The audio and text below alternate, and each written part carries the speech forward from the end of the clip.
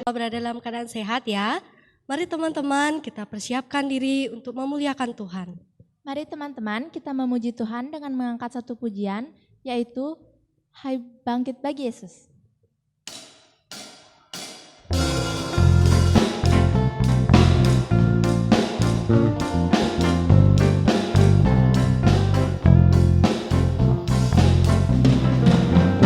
Hai bangkit bagi Yesus, pahlawan salibnya, anjungkan panji raja dan jangan menyerah.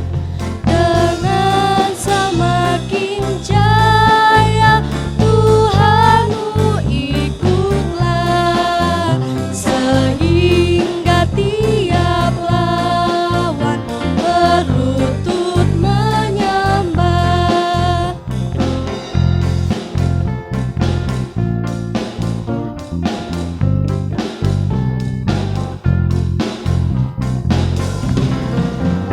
Hai bangkit bagi Yesus, pahlawan salibnya, anjungkan panji raja dan jangan menyerah.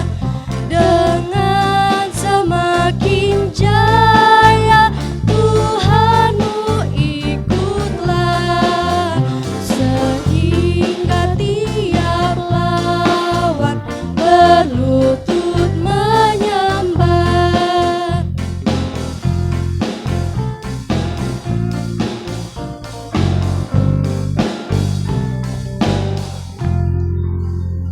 Teman-teman, sekarang kita akan memulai ibadah kita. Mari kita berdoa.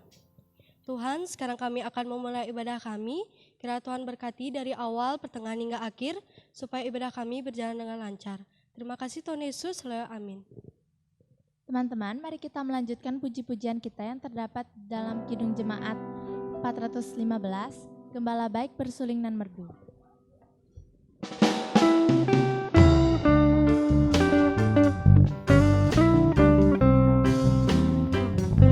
Gembala baik bersuling nan merdu, membimbing aku pada air tenang, dan memberikan aku berteduh di padang rumput hijau berkenan. Oh gembalaku itu Tuhanku, membuat aku tentram bening, mengalir dalam sungai kasih-Mu, kuasa damai jelang bening.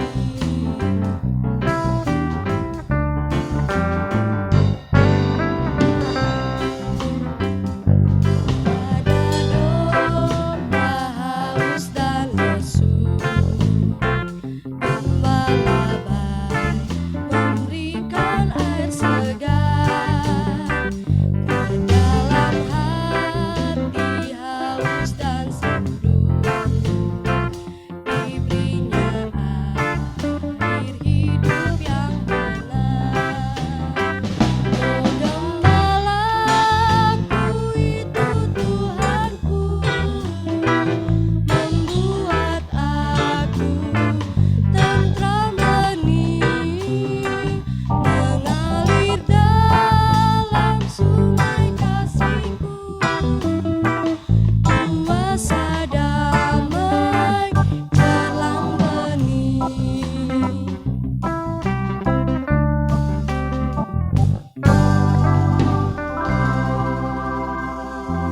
Sekarang kita akan mendengarkan firman Tuhan. Mari kita angkat satu pujian, yaitu Tuhan adalah gembalaku.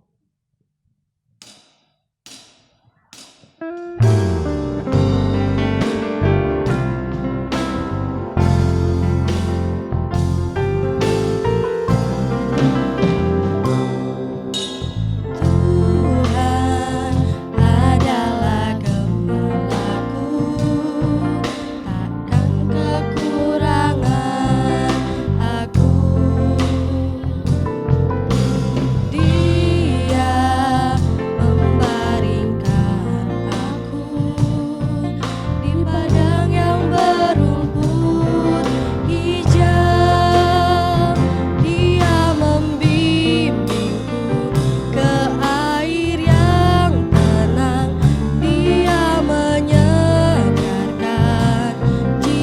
aku. Dia menuntunku ke jalan yang benar oleh karena namanya. Sekalipun aku berjalan dalam lembah kekelaman.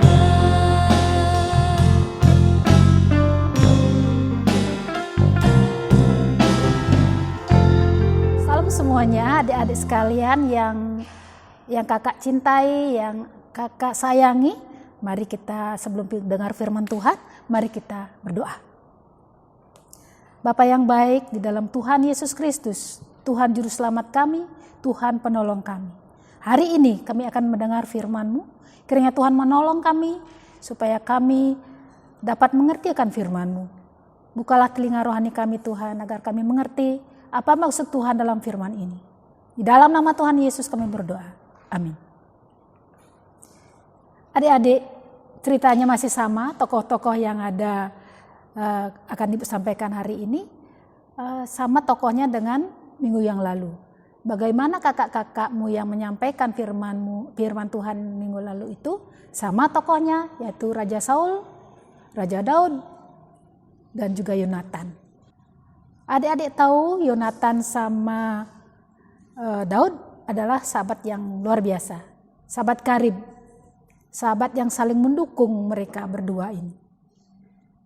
Nah, adik-adik, kita sekarang akan membaca firman Tuhan yang terdapat dalam 1 Samuel pasal 21 sampai 24. Cukup panjang pembelajarannya anak-anak. Pembacaannya sungguh panjang, nanti adik-adik bisa baca di rumah. Cerita ini seru adik-adik. Kalau adik mau membacanya di rumah, harus dong baca ya. Ambil Alkitab, nanti kita baca ya. Nah adik-adik, judulnya firman Tuhan hari ini adalah Daud dikejar Saul. Mengapa Daud dikejar oleh Saul? Karena Saul adalah sangat benci, dia menaruh kebencian kepada Daud. Sehingga dia ingin mengejar dan membunuh Daud. Adik-adik, ketika Saul mengejar Daud, sampailah dia di Nob. Ketika dia sampai di Nob, bertemulah dia dengan Imam Ahimelek. Imam Ahimelek, dia ini sangat terkejut melihat Daud datang sendirian. Dia sangat gemetar. Dia sangat takut. Terus dia berkata begini, Daud, mengapa engkau datang sendirian? Mengapa engkau datang sendirian ke sini? Oh, saya ada tugas. Saya ditugaskan raja. Sungguhnya tugas yang saya lakukan ini tidak boleh diketahui orang. Makanya saya berangkat ke sini sendirian. Tapi begini Ahimelek, saya buru-buru berangkat. Saya tidak bawa bekal apapun, makanan tidak membawa, apalagi senjata. Karena saya ditugaskan untuk berperang. Demikianlah dia, Daud bilang sama Imam Ahimelek. Oh, apa yang kami lakukan? Begini, saya minta makanan, saya minta roti untuk bekal saya. Daud, saya tidak mempunyai roti biasa. Saya hanya mempunyai roti sajian, yaitu roti kudus. Tidak bisa dimakan oleh orang lain atau orang yang belum tahir. Daud menjawab, begini Ahimelek, saya ini kan tugas berperang. Saya ini tahir, saya tidak mengajak orang perempuan. Orang-orangku juga tahir, saya juga tahir. Akhirnya apa? Dikasihlah Daud roti sajian itu. Setelah dia dikasih, berikanlah itu padaku. Diambillah. Terus dia bilang begini, roti sudah dia dapatkan. Saya belum juga saya tidak membawa juga senjata. Tolong saya tidak bawa senjata. Tapi senjata yang dimiliki oleh orang Filistin, oleh Goliat itu baru ada. Yang lainnya tidak ada, Daud. Oh, enggak apa-apa, enggak masalah. Ambilkan saya. Berilah saya. Diberikanlah. Roti, senjata, semuanya diberikannya. Terus apa yang terjadi? Ternyata pegawainya Saul menguping pembicaraannya Daud sama Imam Abimelek. Menguping dia. Semuanya dia tahu. Ketika Imam Abimelek mengasih roti, dia tahu. Ketika dia memberi pedang Goliat, itu dia tahu. Nah, apa yang terjadi? Kita akan lanjut. Bagaimana sekarang si Daud, dia lari sekarang lagi. Kemana dia lari? Dia lari ke Gat, di tempat Raja Akis berada. Raja Akis juga musuhnya, anak-anak. Musuh besar. Tapi dia bertemu dengan Raja Akis. Apa yang dilakukannya? Pegawai Akis berkata, bukankah ini Raja Daud? Didengar oleh Daud.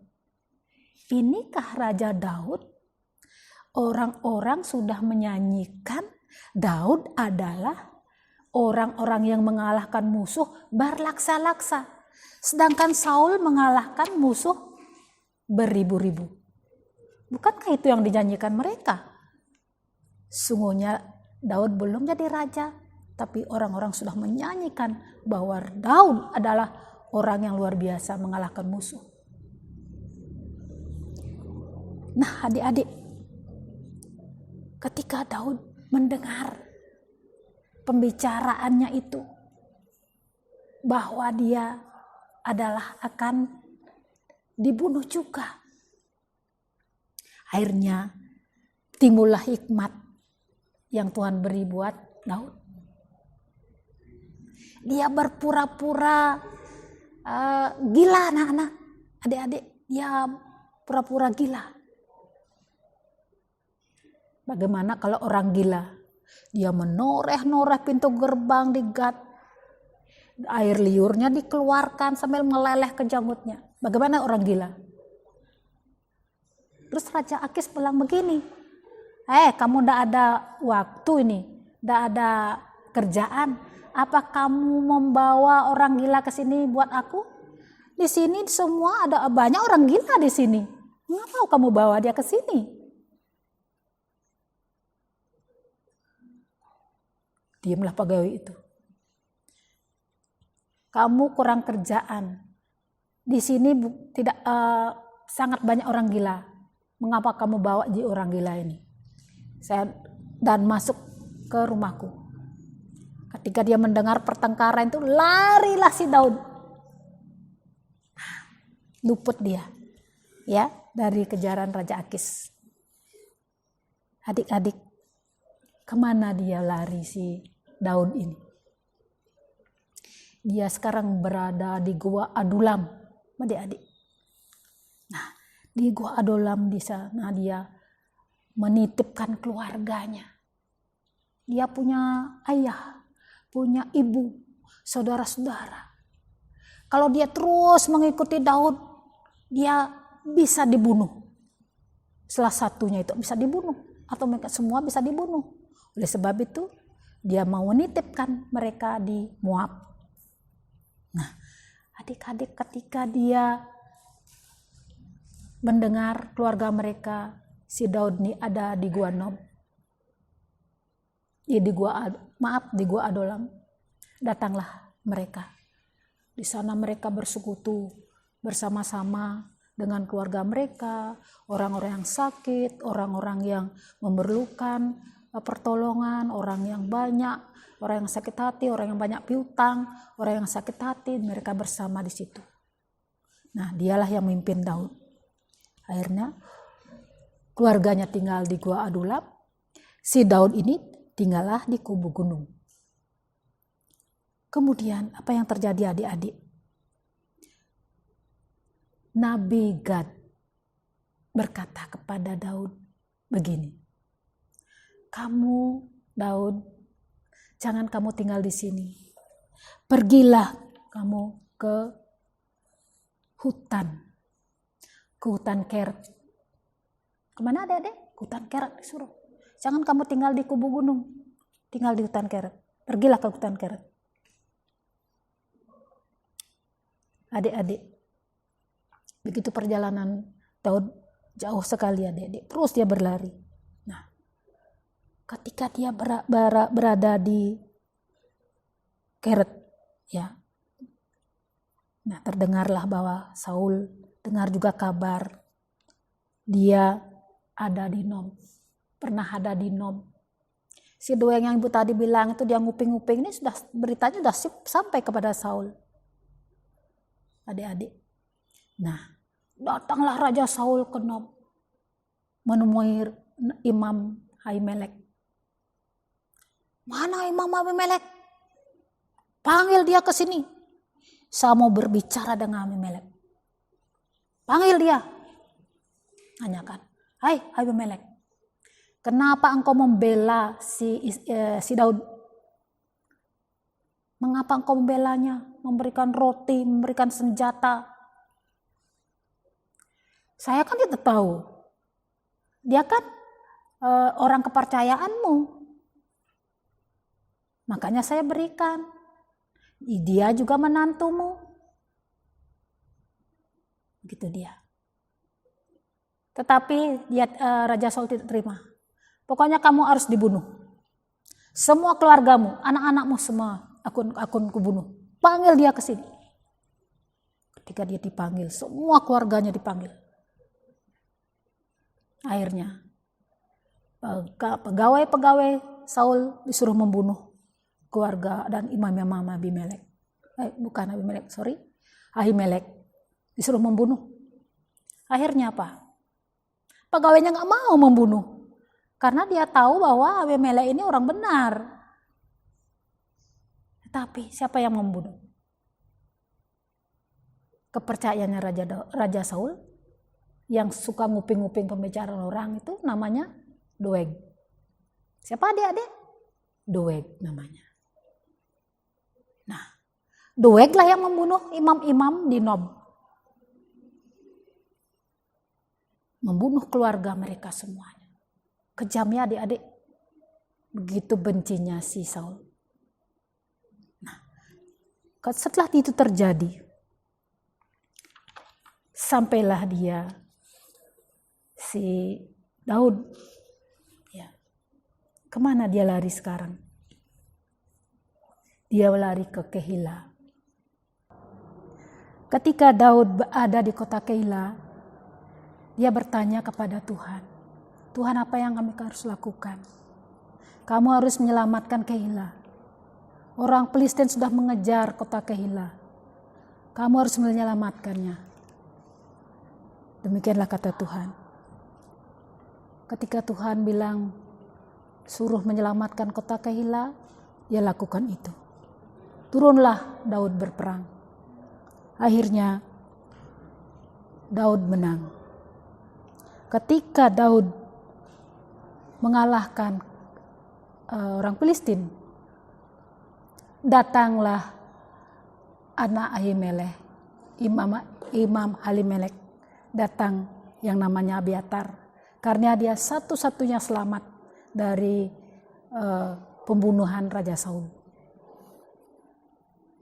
Ketika Abiatar datang, sangatlah senang hatinya Daud.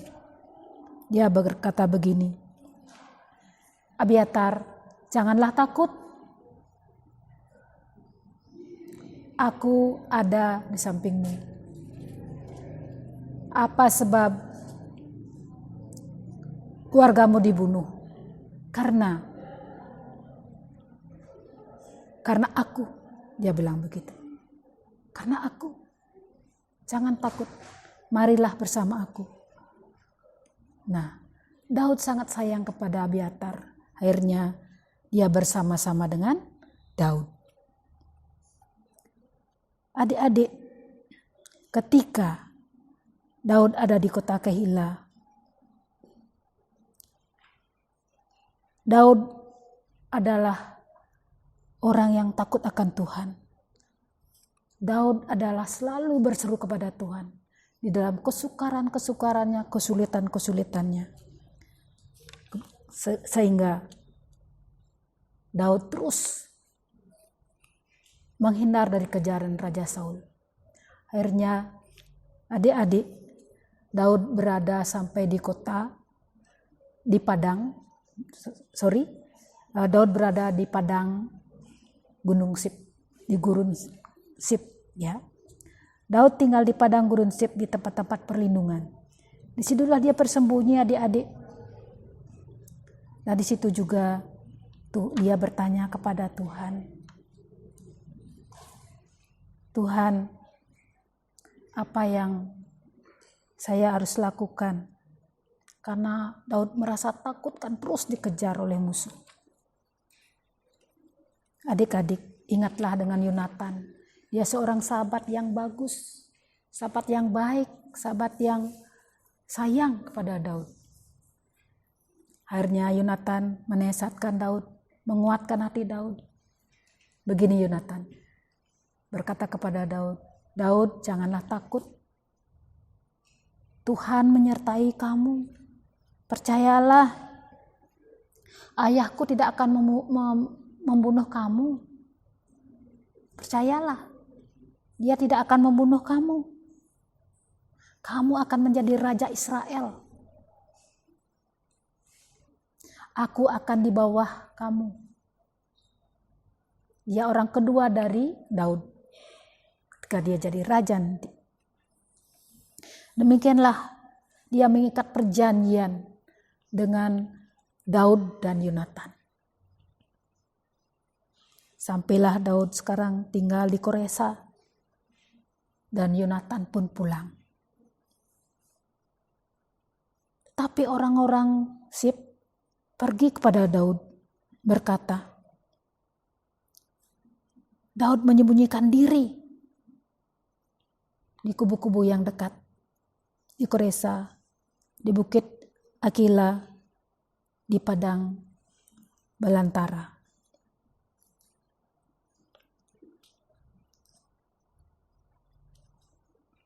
Adik-adik, kita melihat bagaimana ketakutannya Raja Daud.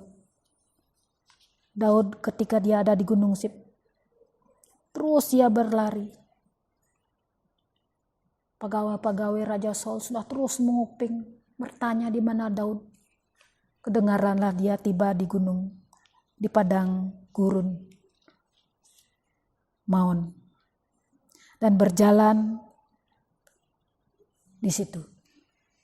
Ketika ada bukit batu di sana, adik-adik, lucunya adik-adik, dia bersembunyi di sana. Tahu-tahu Raja Saul datang. Di sini Raja Saul berjalan, di sana Daud berjalan. Ketika dia terus melalui, dia mengelak si Daud. Mengelak dia. Tuh dia, si Saul mau membunuh aku. Akhirnya, apa yang terjadi adik-adik? Ketika dia berada di Maon, di gunung batu itu, si Saul sakit perut adik-adik, dia mau membuang hajat. Dia tidak tahu ada Daud di sana. Ya. Sudah sakit perut, akhirnya dia buang hajat di situ. Datanglah pegawainya Daud, orang-orang Daud begini. Daud, kesempatan sekarang kau membunuh si Saul. Sudah ada di sini dia, di situ dia. Dia tidak mau membunuh si Saul. Akhirnya dia mengambil puncak jubahnya si Daud, dipotongnya. Dia nggak tahu si Saul, dia sembunyi. Akhirnya setelah dia buang hajat, keluarlah si Saul. Begitu dia keluar, si Daud menemui Saul. Raja, tuanku raja, tuanku raja. Dia menoleh. Dia mau menoleh adik-adik. Mengapa kamu mengejar saya dan membunuh saya? Saya sangat sayang sekali kepada Saul. Saul kan ayahku. Saul ayah mertuaku. Tidak mungkin saya membunuh. Apalagi Saul adalah orang yang diurapi. Saya tidak akan membunuh. Lihat kalau saya membunuh, lihat ini. Puncak jubahnya, jubahmu. Saya pegang, lihat ini. Buktinya saya tidak membunuh. Nah, menangislah si Saul di sana. Begitu sayangnya si Daud kepada mertuanya. Dan sekaligus Raja Israel. Apa yang terjadi adik-adik? Dia merasa terketuk hatinya. Ketika Raja Saul itu mendengar perkataan Daud, miris rasanya. Begitu dia merasakan sayangnya Daud. Anakku, benarkah engkau yang berkata demikian? Iya, saya Daud, saya sangat mengasihi. Saya takut akan Tuhan. Biarlah perkara ini menjadi saksi Tuhan. Perkara ini Tuhan jadi saksi antara saya dan engkau. Biarlah Tuhan yang membela. Nah, disitulah dia sadar, adik-adik. Saul begitu dia mengejar si Daud seperti anjing, ya, seperti kalau anjing itu mati karena kutu. Demikianlah dia keinginannya membunuh si Daud, tapi akhirnya luluh hatinya. Si Daud sangat sayang kepada Saul. Akhirnya si Saul tidak dibunuh. Demikianlah adik-adik. Bagaimana akhirnya begitu si Daud melepaskan pengampunan kepada si Saul adik-adik. Nah, bersumpahlah dia sini. Daud, bersumpahlah dulu kepadaku dan keluargaku supaya engkau tidak melenyapkan keturunanku. Tidak melenyapkan dan melepaskan namaku. Tidak menghapus namaku dari keluargamu dan keluargaku. Nah, bersumpahlah Daud kepada Saul.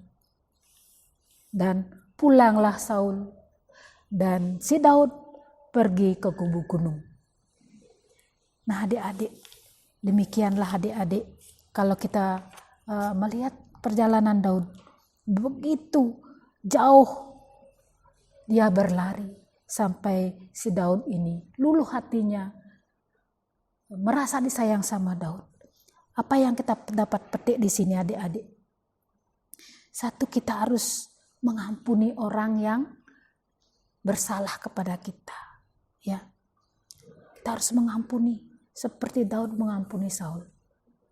Adik-adik, ingatlah Tuhan menyertai kita dalam kesulitan. Tuhan pasti menolong kita ketika si Daud mengalami kesulitan. Dia berseru kepada Tuhan, Tuhan menolong. Demikian juga kita berada dalam kesulitan, pasti Tuhan menolong. Kita harus berdoa, meminta pertolongan Tuhan senantiasa. Supaya Tuhan menguatkan kita. Supaya kita di dalam tantangan ini, menghadapi COVID-19 ini, Tuhan selalu beserta kita. Darah Yesus selalu melindungi kita dan keluarga kita. Dan kita selalu berdoa, mendengarkan firman Tuhan. Kita mengasihi saudara-saudara kita. Kita meneguhkan hati kita supaya kita tidak menyerah kepada musuh. Kemudian begitu jahatnya Saul tapi Daud tidak membunuh. Demikian juga kita petik hari ini pelajaran bagaimana kita tidak membalas kejahatan dengan kejahatan. Supaya kita apa? Supaya kita membalas kejahatan itu dengan kebaikan adik-adik. Dan adik-adik, demikianlah firman Tuhan. Sekarang kita akan belajar tentang ayat hafalannya. Kita buka dalam Mazmur 23 ayat 4. Demikianlah firman Tuhan. Mazmur 23 ayat 4. Sekalipun aku berjalan di lemah kekelaman, aku tidak takut bahaya. Aku tidak takut bahaya, sebab Engkau besertaku, dan gada dan tongkatmu itulah yang menghibur aku. Ibu ulangi. Sekalipun aku berjalan di lemah kekelaman, aku tidak takut bahaya, sebab Engkau besertaku. Gada dan tongkatmu itulah yang menghibur aku. Demikianlah perjalanan Raja Daud yang selalu mengandalkan Tuhan dalam hidup mereka, dalam kesulitan-kesulitan kita. Amin. Mari kita berdoa. Bapa yang baik di dalam Tuhan Yesus Kristus, terima kasih atas firman-Mu yang Tuhan berikan kepada kami. Hari ini kami belajar ya Tuhan, untuk selalu ya Tuhan bersandar kepada Tuhan, selalu berbicara dan bertanya kepada Tuhan, supaya kami dapat ya Tuhan mengatasi segala kesukaran-kesukaran dan kesulitan-kesulitan yang ada, dan belajar mengampuni orang yang berbuat jahat. Demikian juga ya Tuhan, kami berdoa di dalam nama Yesus Kristus. Tuhanlah yang menguatkan kami untuk menghadapi kesulitan yang ada sekarang, seperti keadaan COVID-19 saat ini Tuhan. Kami bersyukur kepada Engkau Tuhan, apa yang kami hadapi saat ini kami juga bersyukur, karena di balik musibah, di balik ya Tuhan corona ini Tuhan, Engkau juga pakai untuk pemulihan dan untuk kami berbenah. Kami percaya Tuhan, Engkau akan memulihkan kami. Tuhan akan mengangkat segala corona yang ada ini Tuhan. Biarlah kami boleh menikmati pertolongan Tuhan. Kami percaya Tuhan, pasti Tuhan akan berlalu segala badai yang ada ini. Terima kasih Tuhan. Kami juga berdoa ya Tuhan, buat hari kemerdekaan yang Tuhan beri kami menikmati saat ini. Kiranya Tuhan memulihkan bangsa kami, mengampuni bangsa kami Tuhan. Biarlah dalam pemulihan yang Tuhan beri ini Tuhan, biarlah ya Tuhan kami boleh memakai kemerdekaan yang ada, sehingga ya Tuhan kami boleh ya Tuhan memakai kemerdekaan ini dengan baik. Terima kasih Tuhan, pulihkan bangsa dan negara kami, pulihkan ekonomi kami Tuhan, pulihkan kesehatan kami. Semua ini kami minta di dalam nama Tuhan Yesus Kristus saja. Amin. Teman-teman, sekarang kita akan membawa persembahan kita. Mari kita angkat satu pujian, yaitu betapa kita tidak bersyukur.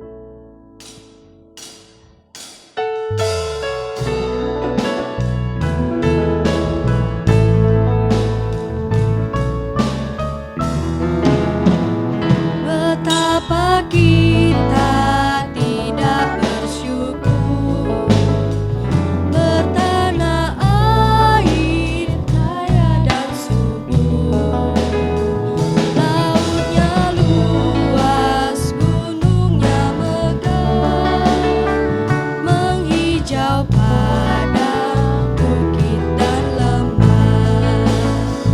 Itu semua berkat karunia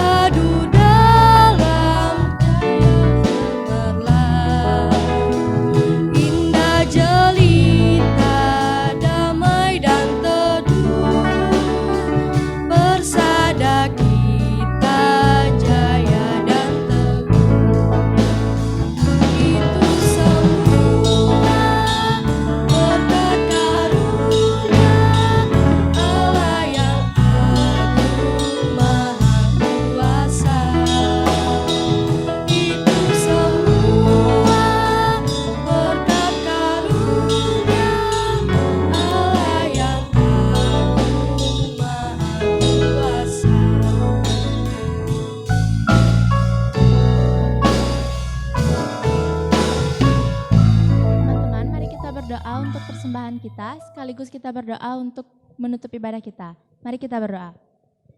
Tuhan Yesus, berkatilah persembahan ini, semoga berguna bagi nama-Mu saja.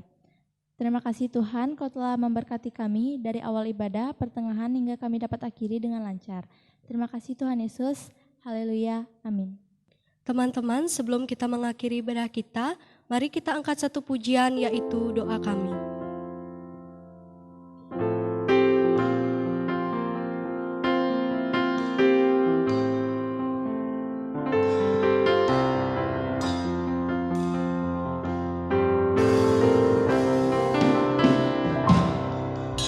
Syukur untuk setiap rencana-Mu dan rancangan-Mu yang mulia. Dalam satu tubuh kami bersatu, menjadi duta kerajaan-Mu. Ucapkan berkat atas Indonesia, biar kemuliaan Tuhan akan nyata.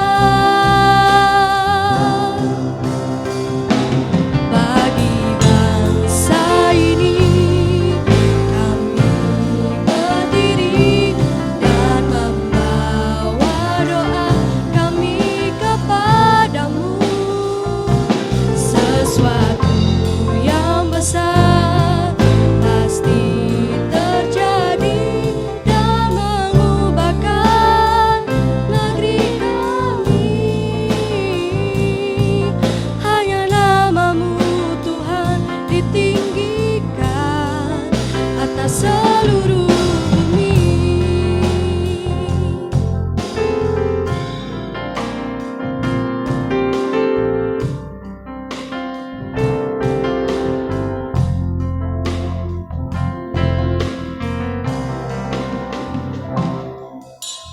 Kami rindu melihat Indonesia pulih dari semua problema, hidup dalam jalan kebenaran-Mu, pancarkan terang kemuliaan-Mu. Ucapkan berkat atas Indonesia, biar kemuliaan Tuhan akan nyata. Bagi bangsa ini kami berdiri dan membawa doa kami kepadamu. Sesuatu yang besar pasti terjadi dan mengubahkan negeri kami. Hanya nama-Mu Tuhan ditinggikan atas seluruh bumi.